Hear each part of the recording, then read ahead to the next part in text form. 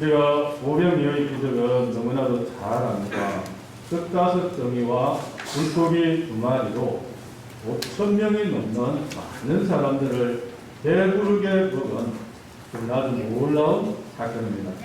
오병이어의 기적은 사복음서 전체에 나올 만큼 이 기적이 굉장히 중요한 의미가 있고 또 그로 인한 파급 효과도 아주 대단합니다. 예수님께서 많은 이적들을 행하셨지만 대표적인 것들은 치유의 이적입니다. 아픈 분들을 고치고 보지 못하는 분들을 보게 하고 또 귀신 걸린 분들 이런 사람들의 귀신을 쫓아내고 하는 이런 치유의 사건이 많습니다. 이런 치유의 이적은 개별적인 사건입니다. 치유를 받은 당사자, 아팠던 사람, 귀신 걸렸던 사람, 그 사람이 예수님의 치유의 역사를 통해서 혜택을 누리고 이적을 경험하는 것입니다. 나머지 사람들은 설령 예수님의 제자라고도 할지라도 이 사람들은 다 관객입니다. 그걸 보는 거죠.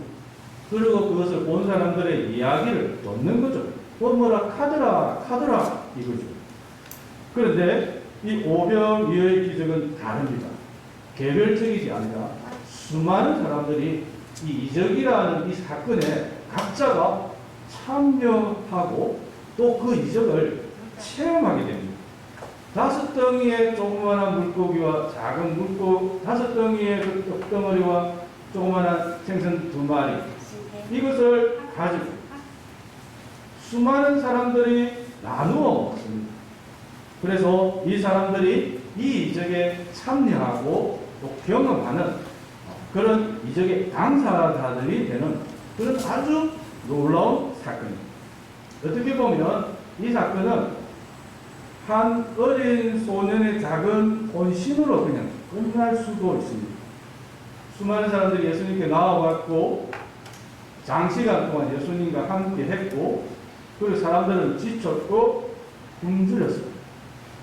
누군가는 어디론가 가서 먹을 것을 구해야 했고 또 어떤 사람들은 집에서 가져온 조그마한 도시락을 어디든지 이렇게 숨겨놓고 다른 사람들 눈치를 가져가면서 몰래 야금야금 먹어야 하는 그런 상황입니다.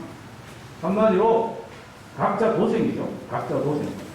이때 어린 소년이 어머니가 싸준 조그마한 도시락을 예수님의 제자들에게 가져온 거예요.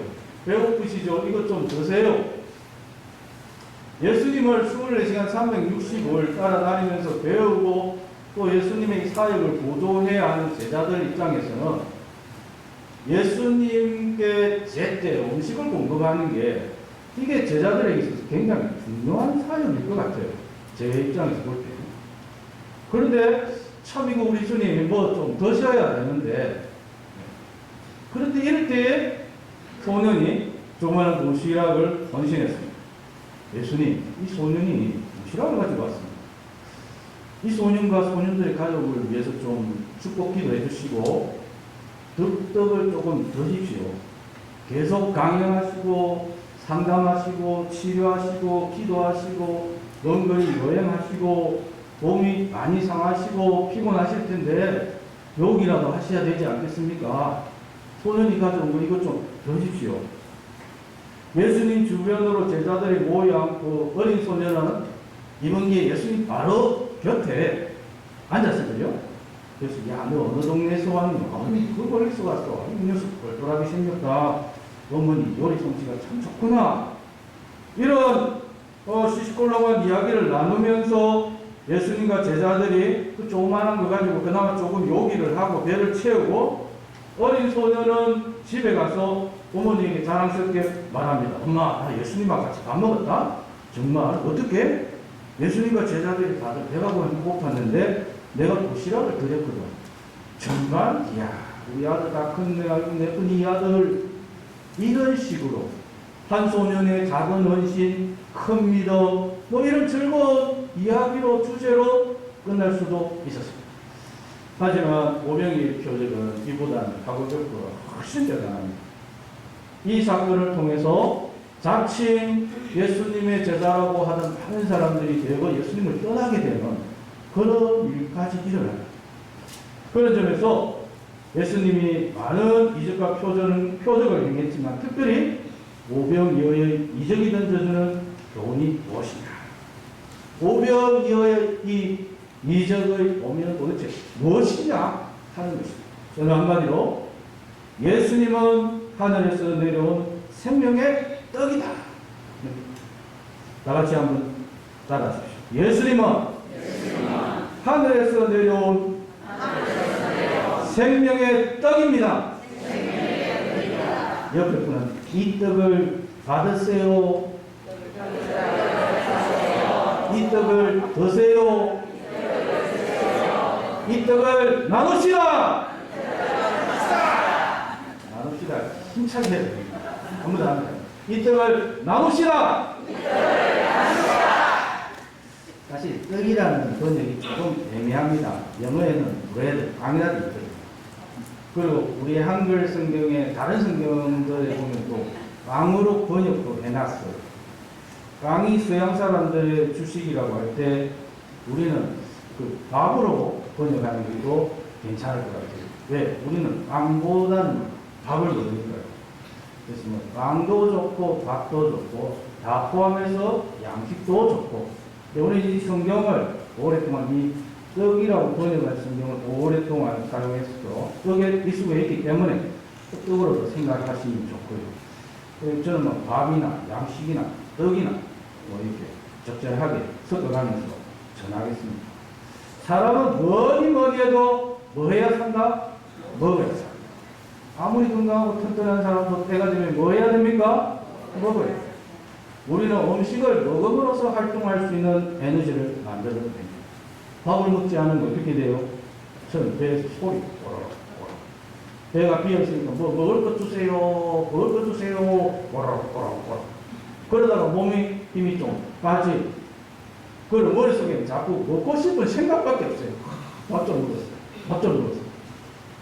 그래도 계속 밥이 안 들어가면 기운이 쫙 빠지면서 나중에는 굶어 죽습니다. 그런 이유로 사실 먹는 게 대단히 중요해요. 아주 뭐 중요한 분들이 VIP 같은 분들이 모여서 아주 중요한 일을 해도요. 밥 시간 딱 되면 정시에 식사부터 합니다. 먹는 게 중요해요. 그래서 우리가 흔히 농담반 진담반으로 사람이 살기 위해서 먹는 것이 아니라 뭐 하기 위해 산다? 먹기 위해 산다. 밥이든지 떡이든지 빵이든지 죽이나 미역이라고 해도 먹어야 사는데 문제는 한계가 있습니다. 우리가 먹는 양식은 우리의 생명을 연장해 줄 수는 있어도 우리가 영원히 살 수 있도록 하지는 못합니다. 사람은 살기 위해서 먹습니다. 하지만 아무리 많이 먹어도 영원히 살 수가 없습니다. 우리의 연수가 70여 강건하면 80이요. 의료기술이 발달하고 여가 시간에 운동을 하고 다이어트를 하고 그렇게 노력하면 우리의 연수는 80이요 강건하면 90까지는 되겠지만 이게 300, 500, 1000 이렇게는 안 된다는 거예요. 밥을 안 먹어서 문제가 아니고요. 아무리 먹어도 주어진 생명의 그 한계를 극복할 수 없습니다. 동서고금을 막론하고 이 생명의 한계가 있다는 것을 다들 알았어요. 그래서 뭐 장생수를 개발을 하고 불로불사, 불로장생 온갖 방법을 강구를 했습니다. 지금 급격하게 발전한 과학 기술도 어쩌면 불로장생의 한 측면을 탐구하는 것입니다. 그런데 아무리 이렇게 노력을 해도 우리는 영원히 살 수가 없어요. 예수님은 이 점을 지적합니다. 요한복음 6장 26절, 27절 상반절을 보시면 예수께서 대답하여 이르시되 내가 진실로 진실로 너희에게 이르노니 너희가 나를 찾는 것은 표적을 본 까닭이 아니요 떡을 먹고 배부른 까닭이로다. 썩을 양식을 위하여 일하지 말고 영생하도록 있는 양식을 위하여 하라. 우리의 활동의 대부분이 썩을 양식을 위한 활동이라는 겁니다. 이 썩을 양식이라고 예수님께서 말씀하신 이것은 우리 활동의 대부분을 차지합니다. 식, 주. 의식주를 해결하기 위한 활동입니다. 무엇을 입을까? 무엇을 먹을까? 어디에서 잠을 잘까? 하루 두 끼나 세 끼 식사를 하고 옷을 입습니다. 옷을 입자니 씻어야 하고 씻고 나면 좀 화장품도 발라야죠. 옷도 철 따라 유행 따라 바꾸고 입고 잠을 자기 위해서는 집이 있어야 합니다. 이런 모든 의식주를 해결하기 위해서는 차도 있어야 하고 돈도 있어야 하고 가스도 넣어야 하고 이 모든 우리 삶의 활동의 배경에는 의식주가 강력하게 자리하고 있습니다. 그런데 우리 주님은 이 모든 활동을 썩을 양식을 위하여 일하지 말고 영생하도록 하는 양식을 위하여 일하라. 이렇게 말씀하고 있습니다. 오병이어를 체험하고 많은 사람들이 예수님을 찾아왔습니다. 한마디로 예수님, 저도 예수님 제자가 되고 싶습니다. 제자 신청이 쇄도해 온 거예요. 제가 먼저 왔습니다. 저는 아까부터 줄 서고 있는데요. 많은 사람들이 예수님이 제자가 되겠다고 지금 이렇게 합니다. 하지만 예수님 입장에서는 하루 전 먹었던 그 오병이어의 떡과 생선, 그 썩을 양식은 지금 그렇게 먼 길을 마다하지 않고 예수님을 찾아온 것, 이런 것들이 다 썩을 양식을 위한 활동이라는 겁니다. 사람들에게 가장 행복한 순간이 언제입니까? 라고 물으면 많은 사람들이 이렇게 대답합니다. 남이 해주는 밥을 편안하게 먹을 때가 가장 행복합니다. 심지어 내 돈을 들여서 밥을 먹더라도 앉아서 편하게 밥을 먹을 때가 제일 좋은 거예요. 밥 한 끼 먹는다고 설거지 걱정할 필요도 없고 무엇을 준비해야 될까, 요리해야 될까 준비한다고 고생할 필요도 없고 다른 사람이 편안하게 앉아서 다른 사람이 주는 밥, 그때가 제일 행복합니다. 오병이어로 배가 부른 사람들도 그런 마음입니다. 그래서 주님이 더 적극적으로 찾아온 겁니다. 주님 지난번에 오병이어 했으니까 오늘은 한번 멋들어지게 7병3호를 한번 하시면 어떻겠습니까? 그때는 7개 물고기 3마리로 한번 또 이적을 한번 행하셔서 저희 배를 부르게 해 주시옵소서. 주님 이번에는 좀 더 적극적으로 무병무원 아무것도 없는 가운데 기적을 일으키셔서 저희 배를 채워 주십시오. 아마 무리들의 입장에서는 이런 생각이 자리 잡고 있었을 것 같아요. 기적이 일어나고 그 기적을 통해서 배부르게 먹고, 한마디로 제주는 예수님이 부리고 사람들은 배를 채우고, 그런 생각이 저변에 깔려있는 거죠. 한편으로 오병이어를 경험한 수많은 유대인들이 열광했던 또 다른 배경도 있습니다. 들판에서 이 오병이어, 이 떡과 생선을 먹으면서 무리들 입장에서는, 군중들 입장에서는 그 옛날 이스라엘 조상들이 광야에서 모세의 인도를 따라 가나안으로 갈 때 광야에서 먹었던 만나, 그 만나와 오병이어가 중첩되는 겁니다. 예수님과 모세, 빈들과 광야, 오병이어와 만나. 모세가 10가지 이적을 통해서 이스라엘 백성을 애굽에서 구원해서 적과 꿀이 흐르는 가나안 땅으로 인도했는데, 그 과정에 광야에서 만나로 먹이듯이 빈들에서 오병이어로 수많은 사람들을 먹인 이 사건을 통해서 예수님이 로마의 압제 아래에 있는 우리 유대인들을 구원하실 거야, 이런 생각합니다. 편하게 밥 먹고 싶은 다분히 개인적인 욕구이든지, 혹은 민족의 해방이라는 더 큰 떡덩어리에 대한 욕구이든지, 예수님은 이런 욕망과 욕구에 대해서 한마디로 콕 찍어서 지적을 해주십니다.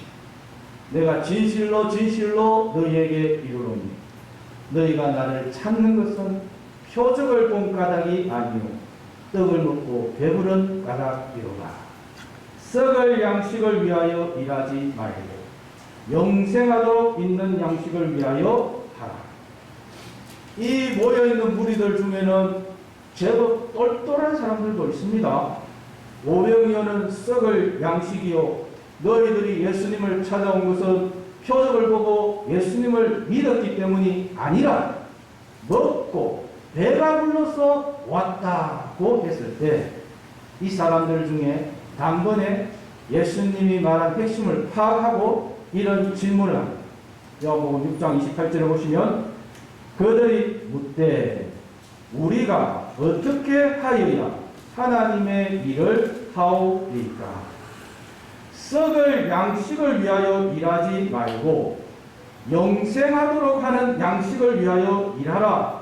그렇게 말씀했는데 그 말을 획 뒤집어서 그 말의 의미를 제대로 파악하고 주님 앞에 질문하는 거죠. 주님의 말씀은 상당히 추상적이면서도 어려운 말씀인데요. 단번에 핵심을 파악하고 주님께 이런 질문을 합니다.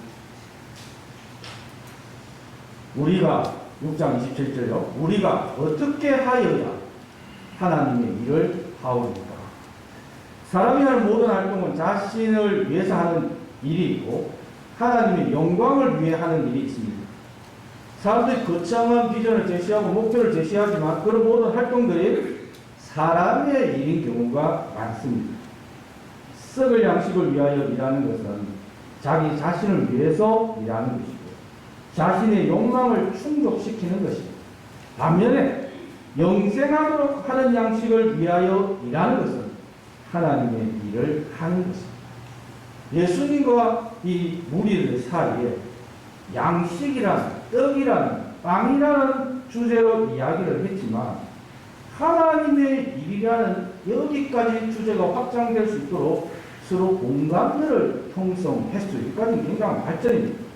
썩은 양식을 위하여 일하지 말고 영생하도록 하는 양식을 위하여 일하라. 아, 하나님의 일을 하라는 말씀이시군요. 그러면 우리가 어떻게 하여야 하나님의 일을 하겠습니까? 예수님은 이제 표적의 의미를 설명해 주셔요. 6장 29절입니다.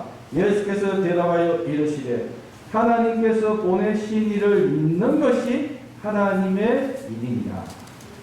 하나님의 일이라고 해서 대단히 거창한 희생과 사명을 요구할 줄 알았는데 예수님의 답변은 정말 싱거울 정도예요. 하나님께서 보내신 이를 믿는 것이 하나님의 일이다. 예수님은 오병이어의 관점에서 이 떡덩어리에서 떡 이야기에서 빵 이야기에서 어십조에서 믿음으로 화제를 전환하셨습니다.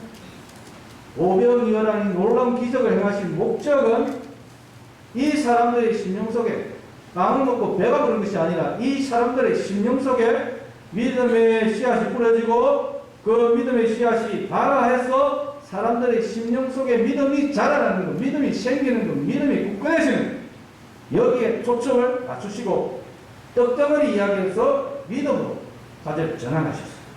하지만 사람들은 그까지 갈 준비는 안 됐습니다. 핵심을 잘 파악했는데 이 심령이 준비가 안 됐어요. 이 사람들은 다시 떡덩어리로 오병이어로 돌아갑니다. 요한복음 6장 30절 31절인데요. 그들이 묻되 그러면 우리가 보고 당신을 믿도록 행하시는 표적이 무엇이니까? 하시는 일이 무엇이니까? 기록된 바 하늘에서 그들에게 떡을 주어 먹게 하였다 함과 같이 우리 조상들은 광야에서 만나를 먹었나이다. 다시 떡 이야기로 돌아왔습니다.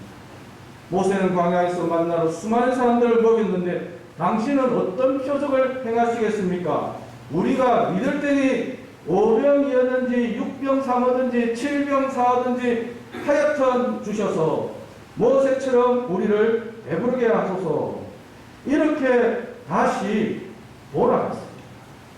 사람들이 떡 이야기를 계속하니 예수님도 다시 떡으로 돌아갑니다. 요한복음 6장 33절을 보시면요. 하나님의 떡은 하늘에서 내려 세상에 생명을 주는 것이니라. 아무리 오병이의 기적이 대단하다고 해도 그 떡의 유효 기간은 하루를 넘지 않습니다. 아무리 떡을 배부르게 먹었다고 해도 하루가 지나면 배가 고픕니다. 사람들은 또 떡 생각이 나는 거죠. 그런데 예수님은 하나님 아버지께서 하늘로부터 참 떡을 주시나 하나님이 주시는 하늘에서 내려오는 떡은 생명을 주는 떡이다 라고 말씀하십니다. 떡이 있는데 참 떡이 있고 그 떡은 하늘에서 내려오는 떡이고 그 떡은 생명을 주는 떡이다. 네? 생명을 주는 떡이라고요? 배고파서 떡 생각하다가 생명이라는 단어가 나오니까 사람들이 눈이 반짝 엉뚱한 이야기를 하기도 하고 다른 사람하고 농담을 하기도 하고 뭐 다른 데 관심을 가지기도 하고 했는데 갑자기 생명을 주는 떡 이야기가 나옵니다. 배고픈 것도 잊어 사람들이 이 이야기에 집중합니다. 사람들의 반응이 굉장히 단순하고 즉각적입니다. 요한복음 6장 34절을 보시면 그들이 이르되 주여 이 떡을 항상 우리에게 주소서. 와, 그런 떡이 있습니다. 그러면 그 떡은 항상 우리에게 주십시오. 지금 이와 비슷한 상황은 요한복음 4장에 있습니다. 대화의 패턴이 똑같아요. 지금은 예수님이 수많은 유대인들, 아마 되게 전부 남자들일 겁니다. 유대인 남자들이라고 칩시다. 수많은 유대인 남자들하고 대화하고 있는데 요한복음 4장에서는 사마리아 땅 수가성의 여자, 이방인 여자입니다. 한 사람하고 대화를 나누는데 이때의 대화의 주제는 물입니다. 물.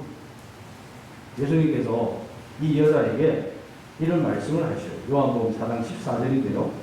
내가 주는 물을 마시는 자는 영원히 목마르지 아니하리니 내가 주는 물은 그 속에서 영생하도록 솟아나는 샘물이 되리라. 지금 물 이야기하고 있죠. 이 한 구절에도 지금 물이 몇 분씩 변경. 예수님이 내가 주는 물을 마시면 영원히 목마르지 않는다.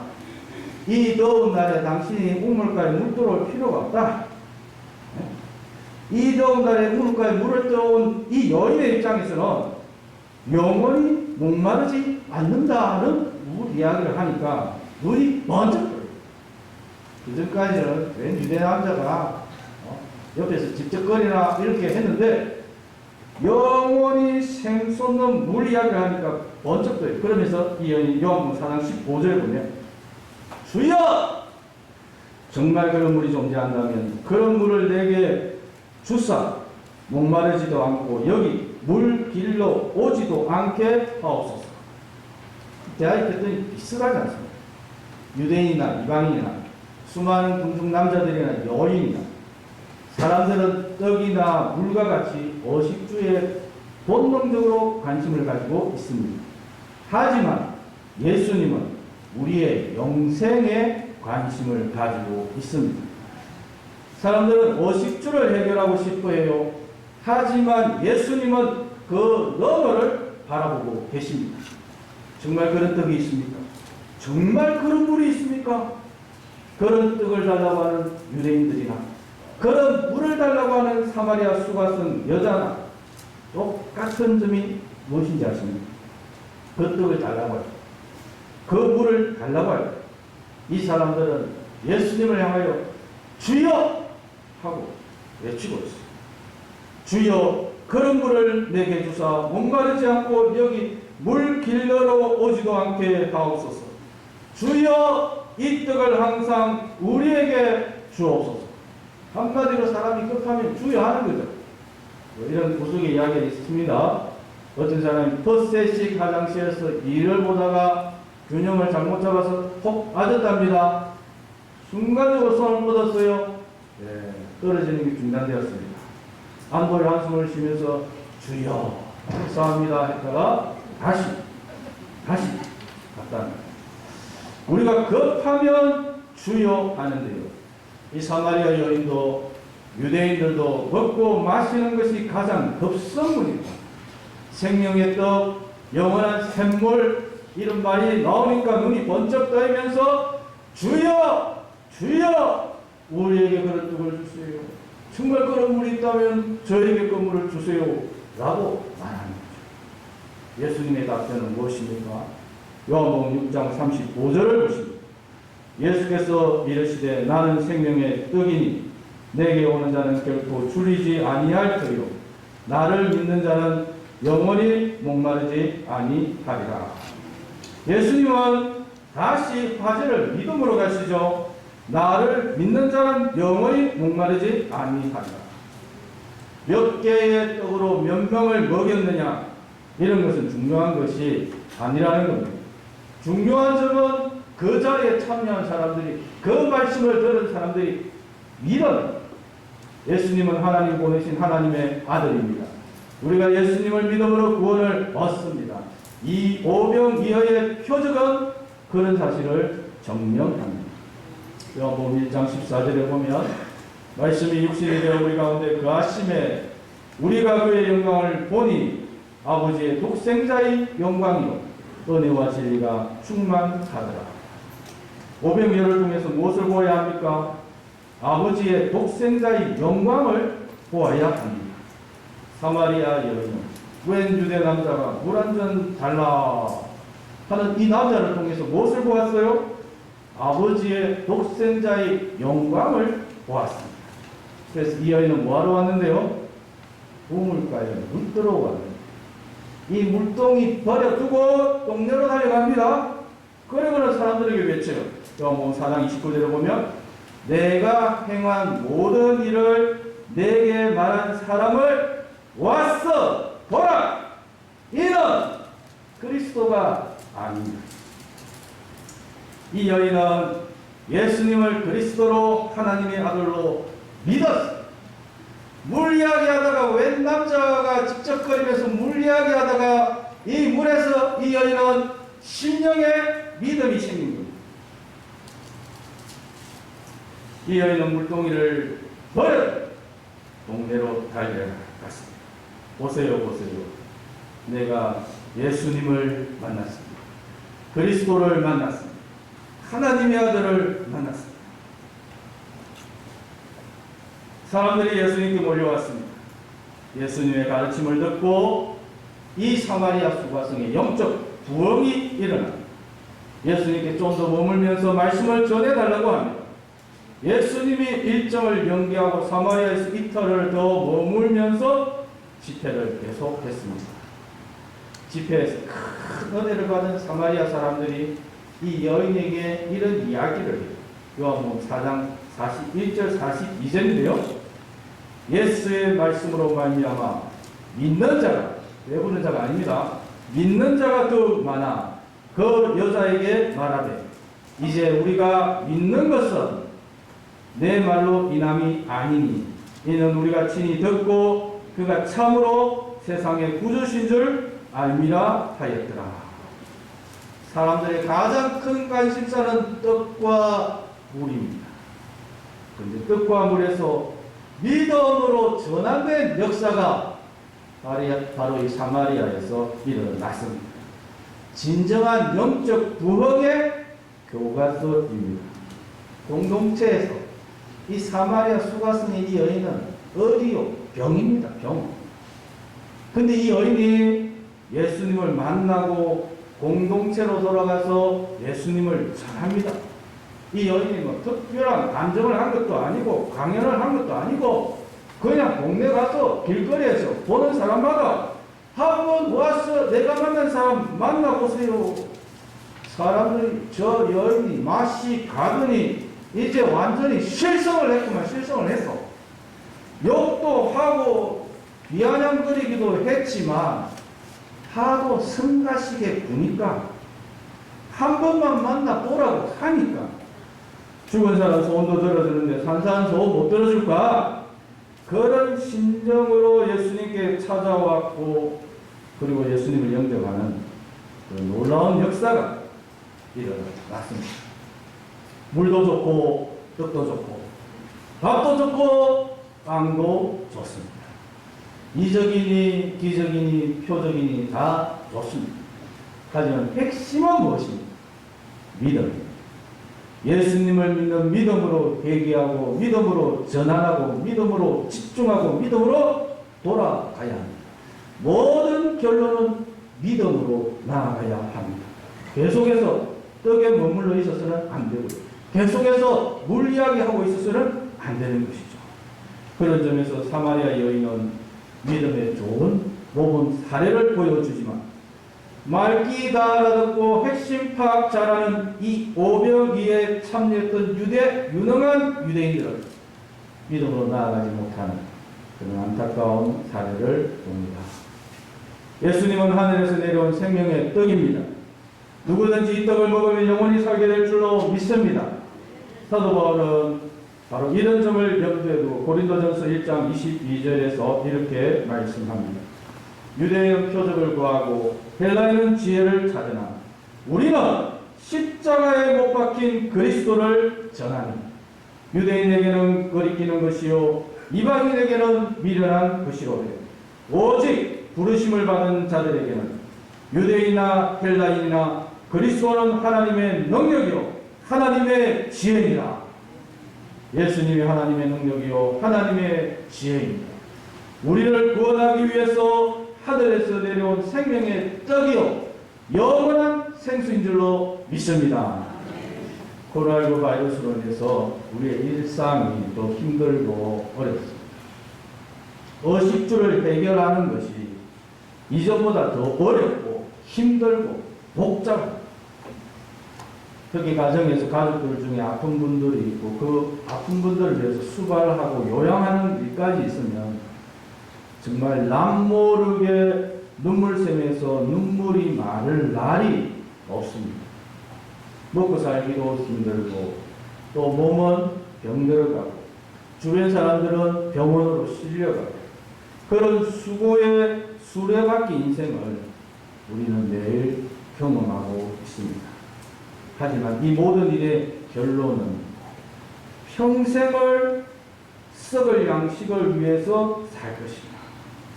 그렇지 아니하면 영원한 양식을 위해서 살 것이다.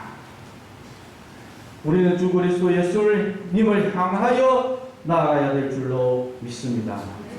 우리를 위해서 십자가 고난을 당하시고 부활하시고 다시 재림하실 그 예수님을 기억하십시오. 사마리아 여인처럼 우리 하나님 주시는 이 생명의 뜻과 생수를 맛보는 그런 우리 가족들 될 수 있기를 소망합니다. 수고의 떡을 먹으면서 주님이 주시는 생명의 떡을 기억하시고 눈물의 물을 마시면서 주님이 주시는 생명의 물을 기억하십시오. 우리 주님이 이 모든 수고를 다 알고 계십니다. 우리 주님이 생명의 떡으로 위로해 주실 것입니다. 다시는 배고프지 않고 영원히 목마르지 않는 생명의 떡으로 생명의 물로 채워 주실 것입니다. 무덤 폭염이 시작되고 있습니다. 폭염 가운데서도 우리의 생명의 떡이신 주 그리스도 예수님만 바라보는 축복로 모든 가족들 될 수 있기를 주님의 이름으로 축복합니다. 자비로우신 주님, 먹고 마시는 이 문제가 더욱 어렵고 힘들고 복잡해지고 있습니다. 하지만 썩을 양식만 구하지 말고 하늘의 영원한 산떡 참떡을 바라보며 이 삶의 현장에서 믿음으로 승리할 수 있도록 인도하여 주시옵소서. 예수님 이름으로 기도드립니다. 아멘.